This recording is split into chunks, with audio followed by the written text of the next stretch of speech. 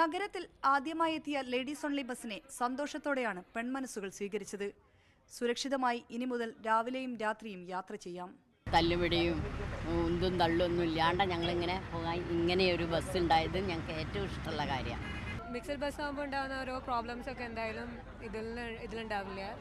സ്ത്രീകൾക്ക് വളരെ സൗകര്യമായിട്ട് പോകാനൊരു അവസരം കിട്ടി, സന്തോഷമുണ്ട്. ചാലപ്പുറത്തെത്തിയപ്പോഴേക്കും ബസ് ഹൗസ്ഫുൾ. രാവിലെ 2ഉം വൈകിട്ട് 4ഉം സർവീസുകളാണ് സ്ത്രീകൾക്കും പെൺകുട്ടികൾക്കും മാത്രമായി നടത്തുന്നത്. പെപ്പർ സ്പ്രേയും സേഫ്റ്റി പിന്നുമില്ലാതെ ഇനി സ്ത്രീകൾക്കും കുട്ടികൾക്കും യാത്ര ചെയ്യാം. ഇത് കോഴിക്കോടിന്റെ പുതിയ തുടക്കം. ഞങ്ങൾക്ക് ഇത് എഫക്റ്റീവാണ്. പല ബുദ്ധിമുട്ടുകളും ഉണ്ടാവാറുണ്ട് ബോയ്സിൻ്റെ അടുത്ത് നിന്ന്. നന്നായിട്ട് തോന്നുന്നു.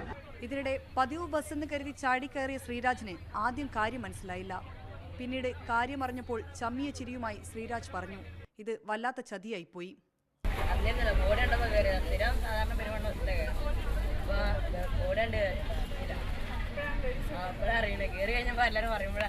സ്ത്രീകൾക്കും കുട്ടികൾക്കുമെതിരായ അക്രമങ്ങൾ തുടരുന്ന പശ്ചാത്തലത്തിലാണ് Kozhikode ladies only bus service ആരംഭിക്കുന്നത്.